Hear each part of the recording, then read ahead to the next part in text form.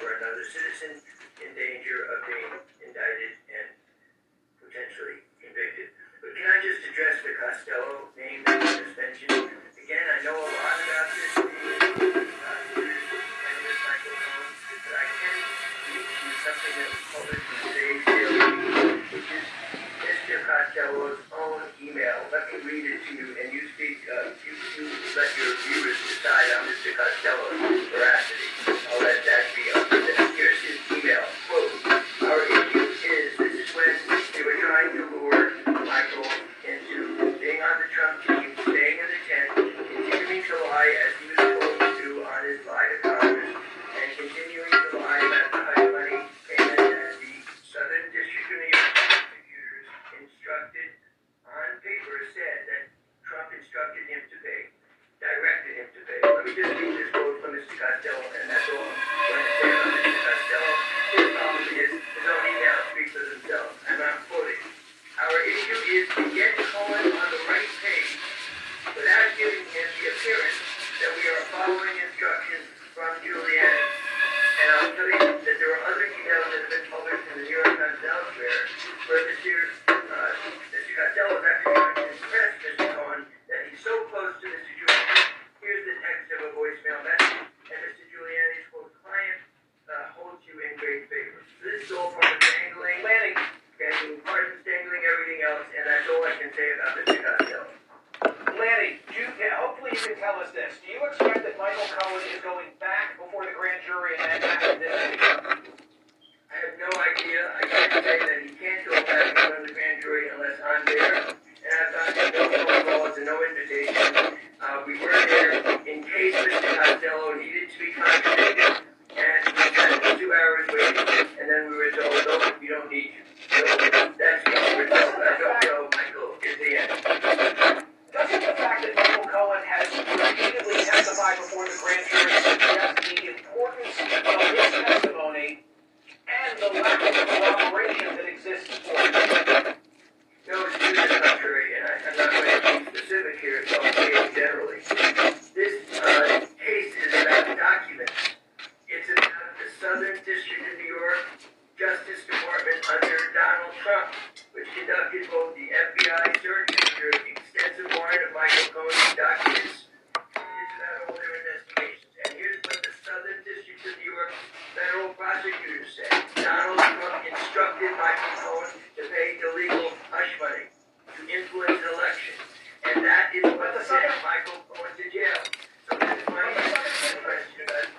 Okay, but the Southern District passed, right? Get down. They said that this was trivial, according to Ellie Honig's book, and he broke it.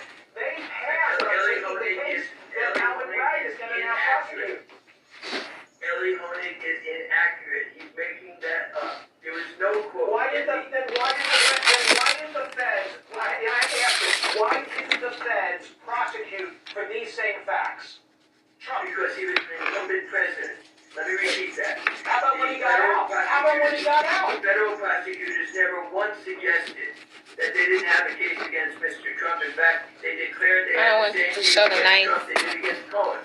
They said that Trump instructed Cohen to pay hush money, but they couldn't prosecute because he was an incumbent president. In fact, they called him. But Lanny, he's not the president now. Right. He's not the president now. He's not. They took a look at him when he got out of office.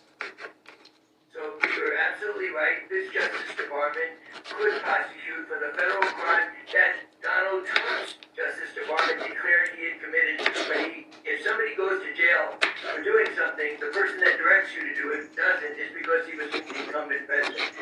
Now Mr. Bragg, as the frontline prosecutor, has taken the lead on the prosecution of this crime, and the Justice Department is focusing its attention on the insurrection. But certainly, yes, there was a federal crime. The Justice Department under Donald Trump declared that Trump directed Cohen to pay the money. Wow. Novel, risky, untested. All words that have been used not by some conservative outlet, but by the New York Times and the Washington Post to discuss the Alvin Bragg case. If in fact it's so novel, risky, and untested because they're trying to twin two different charges, why not just I like my onions thick. the misdemeanor for the falsification of the business records? First of all, to raise the misdemeanor to a felony, you have to show another crime. That doesn't make it difficult. Not you gotta show another crime. The second crime, I just told you, I can't keep repeating myself, Michael. The Justice Department under Donald Trump declared that he had directed the crime and Michael did the time. Now that crime can be proven in New York State with the same evidence by Mr. Bragg. So the answer to your question is yes, it's novel. That doesn't mean it's difficult. Mr. Trump committed a crime under New York State law by doing something, directing somebody to do something illegal, influencing an election. We'll let the lawyers argue about that. That doesn't make the facts are the same. And in fact, this proved in Mr. Bragg's operation, in my opinion, being in the room, are meticulous and detailed, surrounded by documents, and Michael Cohen's veracity cannot be challenged as of July 2nd, 2018. Just remember that date. That's the date when he went public and said, for my country and my family, I'm not going to lie or do Donald Trump's dirty deeds that I did for 10 years. And then he did that in front of 100 million people by taking responsibility in a public hearing in Congress. That's why it's called Atlantic cooperated with every investigator, with Mr. Mueller, 700 hours spent in front of investigators, including 2 grand jury appearances, and he did not take the Fifth Amendment in contrast to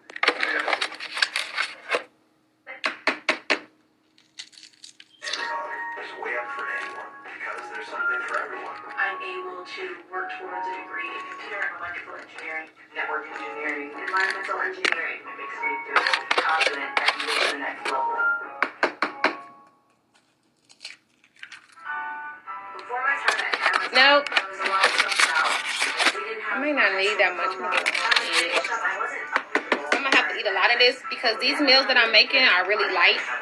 After earning my GED, I felt like They are really light. So I was able to live on my own. That's what an associate's or a bachelor's to be an environmental engineer. they only last so long to where you want to eat something else.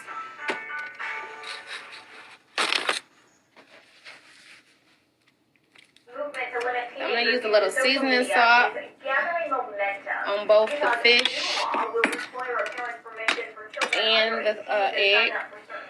And as Michael George reported, other states I'm gonna use, of course, the onion and the garlic Utah powder is the first state to limit teenagers' access to social media. on both. The new law requiring parental consent for platforms such as Instagram, Snapchat, and TikTok. as leaders and as parents, we have a responsibility to protect our young people. Several other states have similar bills in the works, including Ohio and Arkansas. Cyberbullying, inappropriate material, adults who prey on children, they're all accessible. I'm gonna on use these some platforms. pink fine Himalaya In salt New York, parents see the possible harm on the from fish. social media, but stop short of wanting it banned. It's like things for it can be dangerous, but it can be also very helpful. I don't think we should be banning it. I think we need to be educating and showing that there are some really good Clinical psychologist Jacqueline and my herb thyme. educating children about social media is more important than limiting their use. Research has shown it's not the amount of time necessary On both. per se that one spends on the app. It's really about the taste of use. And I think that's really where I think that And I'm gonna eat a yogurt on the side. The movement to limit social media comes as TikTok faces threats of a ban in the U.S. On Thursday, lawmakers grilled the app's CEO about harm to children. Mr. Q, your algorithms prioritize providing harmful content to children, like self-harm challenges and suicide. Utah's new law Okay, I put all of this in here. Yum, yum, yum. banning minors from using social media accounts after 10:30 at night. Michael George, CBS News, New York. Blend it up. Millions of protesters in France called for the government to scrap its pension reforms. The headline change is to raise the retirement age from 62 to 64, and it provoked some of the biggest demonstrations in recent I like to memory. add cheese in it. Protesters argue that the government wants And at the people to work more, but I might not add them at the forcing end. older workers. It's not about work, it's about conditions. It is. That's the answer on this issue. People can have a good career. Yum. The unions argue that proposed reforms unfairly impact women and lower paid This is all the workers salmon. at a time when people are already I'm gonna go put that to the fire so I can do my job. we're not at the top. Life expectancy is getting up, but only very slowly. And our purchasing power was falling. It's going to be very difficult. The government says the changes are essential to make the country's pension system financially sustainable. There is a majority of lawmakers who do not want to fund our retirements with higher taxes, more charges, and lower pensions. They believe that people who started should be able to retire early as well. It's not just the content of the policy that's angering the public, it's how the reforms were passed. The government does not have a majority in the lower house, so it deployed a controversial but constitutional tool to get the reforms through Parliament. That meant it could bypass the vote by lawmakers, but forcing the legislation through meant the Prime Minister faced two no-confidence votes, but she survived. Well, the feeling among protesters is that there is no fatigue. They are ready to demonstrate for weeks and weeks. The olive oil. Into a climb down. The demonstrations have been getting more violent. Protesters setting the City Hall in the southern city of Bordeaux ablaze, and there have been increased clashes with law enforcement. With more protests and ministers refusing to budge, the endgame of this huge social movement and the government's reforms remains uncertain. Ross Cullen, Scripps News. Wait till that heat up. Detroit gospel scene and beyond. These two might look familiar to you. He's serious.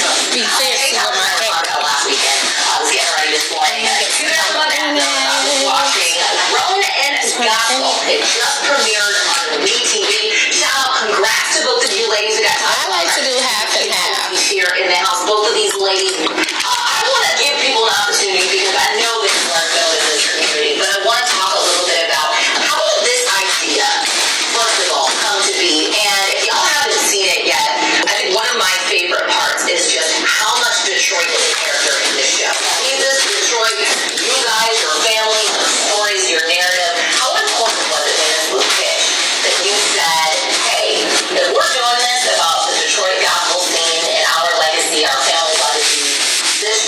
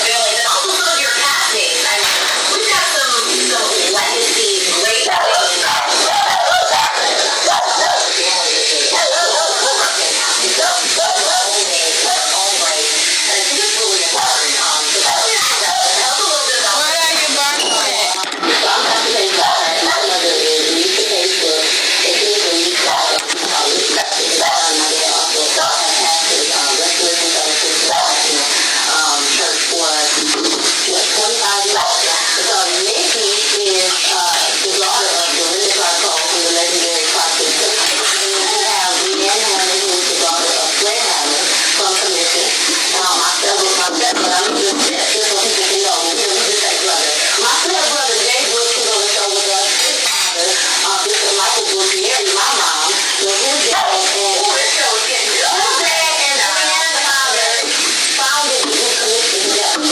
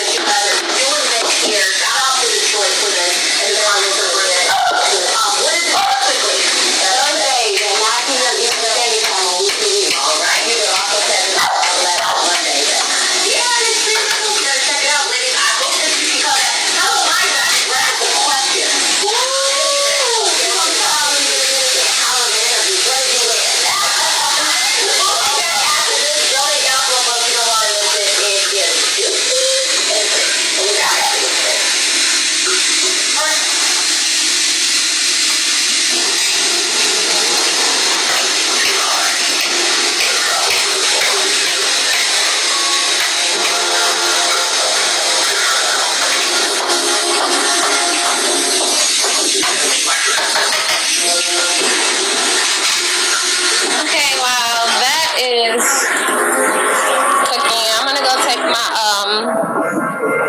multivitamin. I'll tell you guys what I'm taking.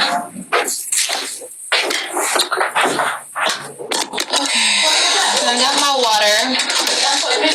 I'm taking my vitamin D3. Even if you have to do the plan around. Vision works. See the difference.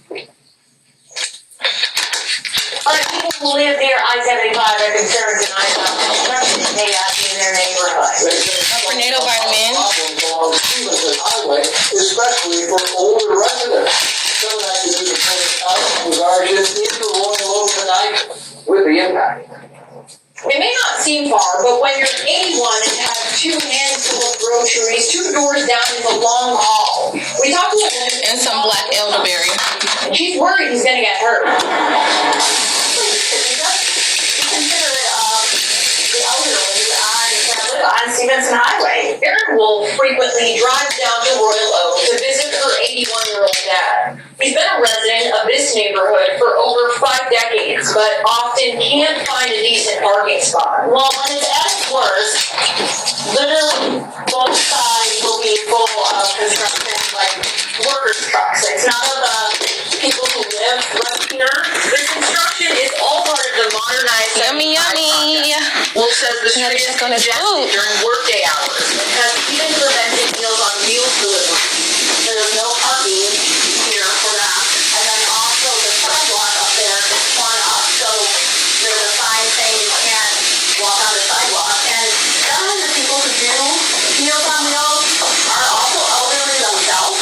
Wolf says back in November, neighbors watched as an ambulance responded to a parent's house after her mom had a fall. My wife and Anna are down the street to get out here. We called Royal Oak City Manager Paul Briggs. He says this was the first time he was hearing about the issue. Natural disasters are called, but, you know, we should be advocating for them, this unfortunate situation. And they said that the construction company has started contracted to the state. He sent us these pictures showing advanced activity incorporated logo. We called after business hours and we're not able to get through. There has to be a solution. Like, is there a way that the construction workers, like, is there a spot for them to park at and then maybe be shuttles in to where the job site is? Or maybe even that's part of the plan and they're just choosing not to park there. I mean, we have no idea. The city manager says he does want contact with the construction company in hopes to resolve this situation. Then I'm gonna like mix it all together. So Guardian, 3-second afternoon.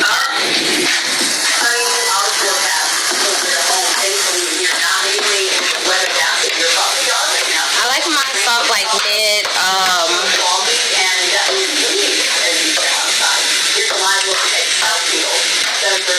don't like them so hard. I like them a little soft. Alright, let's put it on the plate. We're on the northern side of that system that brought that devastating weather to Mississippi and the South. So the cold front comes through, it is a strong front, in the sense that it's going to bring us those gusts up to 40 even 50 miles per hour. At least that potential is there as it moves through, and then behind it, it'll start to cool off this afternoon and evening. The tail end of it may bring us a little cloud of some west snow. It doesn't look like let us know that this is a strong front. Dry and breezy tomorrow, wind's not as strong, but still, you're going to feel a breeze on your Sunday. Heaviest rain right now, which is the west little mountains, cold water up through Jackson. The radar indicating that you can see the darker shades of yellow. But when we look up into Oakland County, we're also seeing some heavy rain situated near and north of Auburn Hills, so like Orion, and this also extends into areas like Armada and northern Macomb County. So it's going to come and go in periods. So we're going to see these swinging through these showers from time to time. The afternoon, I think we'll see some dry time and then redeveloping showers later in the day. My yogurt. We'll have the low clouds, the drizzle, the fog in combination with the rain. So visibility, of course, compromised due to that. A mile and a half visibility right now in Ann Arbor, down to a mile in Detroit, and a mile and a half Monroe, Port Huron. So we're seeing that really pretty widespread. Here is the wind advisory from 10 a.m. to midnight. That includes all counties, the exception of Livingston County. But if you are in Sanilac or Lapeer County, it's 2 p.m. to 2 a.m. for your advisory. Right now, gusts to 25 in Windsor and Pontiac, so certainly tolerable at this point. But when we look at the next 12 hours, we see that spike in the winds. They increase after 1 o'clock, remain pretty strong as we go through the afternoon into the evening hours. As a matter of fact, I think they'll stay pretty strong all the way up until about 9 or 10, close to when that advisory expires. As far as our temperatures right now, we're at 38 degrees in Ann Arbor, feels like 31, 37 in Pontiac, but 28 your wind chill. Wind chill's a bit of a factor this morning, of course, but once we get to near 50 this afternoon, not much of a... I'm gonna turn on some Bible movie. See if they got something on Hulu.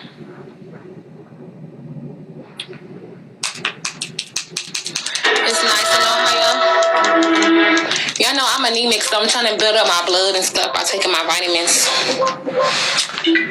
It's about to get warm though after this rainy season with this rain.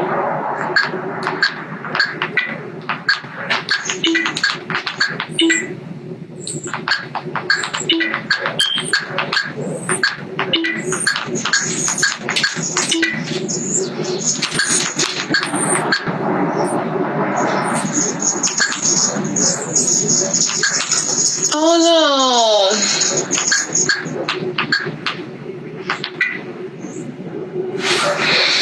So I'm actually about to get off of here, you guys. I'm about to watch The Passion of Christ. While I eat my delicious salmon. We got olive oil in here. Oh my god, this is so good. Get into it, yeah?